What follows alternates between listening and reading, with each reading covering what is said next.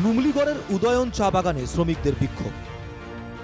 মজুরি বাড়িয়ে ৩৫১ টাকা করার দাবি শ্রমিকদের।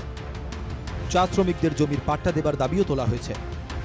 বছরের পর বছর ধরে চা শ্রমিকদের মজুরি বাড়েনি। মজুরি বৃদ্ধি করা হবে বলে সরকারি আশ্বাসের পরও পরিস্থিতির উন্নতি হয়নি।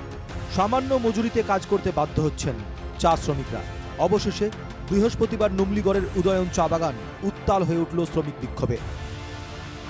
নুমলিগড়ের মরঙি অঞ্চলে উদয়ন চা বাগানে ভারতীয় চা মজদুর সংঘের উদয়ন চা বাগান শাখার উদ্যোগে এদিন সকাল থেকেই শুরু হয় বিক্ষোভ। বিক্ষোভে সামিল হন উদয়ন চা বাগানের শতাধিক শ্রমিকরা। দীর্ঘদিন বাগানে বসবাসকারী চা শ্রমিকদের আজও জমির পাট্টা দেওয়া হয়নি। কোনো সরকারই চা শ্রমিকদের জমির পাট্টা দেওয়ার পদক্ষেপ নেয়নি। যি সরকাৰে হওক চাহ শ্ৰমিকক ভূমিৰ অধিকাৰৰ পৰা বঞ্চিত কৰি ৰাখিছে।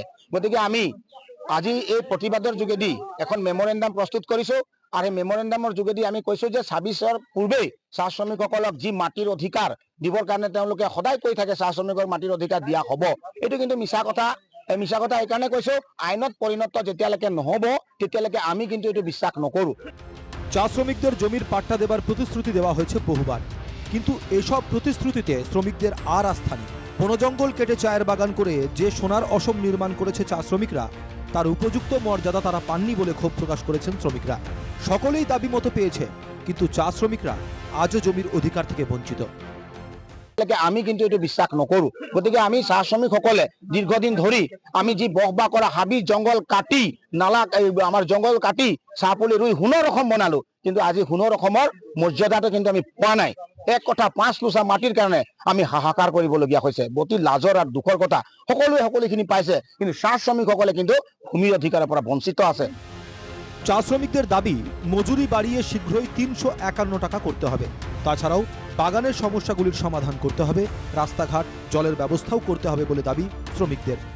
আছে আৰু ৩৫১ টকাটো অতি শীঘ্ৰে দিব লাগিব। প্লাছ যিবিলাক বাগানত সমস্যা আছে, আৰু বাগানত বিজুলী মাৰিলে বা আমাৰ বৰষুণ দিলে বা ৰ'দ দিলে থাকিবলৈ ঠাই নাই। গতিকে সেই ঠাইবিলাক লেবাৰ কমিশনাৰ আহি ভিজিট কৰি এইবিলাক কিন্তু বনাব লাগে। ৰাস্তা পদূলি পানীৰ সুবিধা অন্যান্য ফেচিলিটি মানে পাবলগীয়া যিখিনি মৌলিক অধিকাৰ আছে সেইখিনি কিন্তু দিবৰ কাৰণে চৰকাৰ তথা প্ৰশাসন তথা আমাৰ LC মহোদয় আমি আহ্বান জনাইছো যাতে এই চাহ শ্ৰমিকৰ সমস্যাখিনি সমাধান কৰিব লাগে।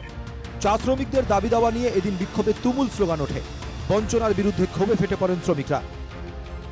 সকলের আশা সরকার শীঘ্রই চা শ্রমিকদের সমস্যা সমাধানে প্রয়োজনীয় ব্যবস্থা গ্রহণ করবে।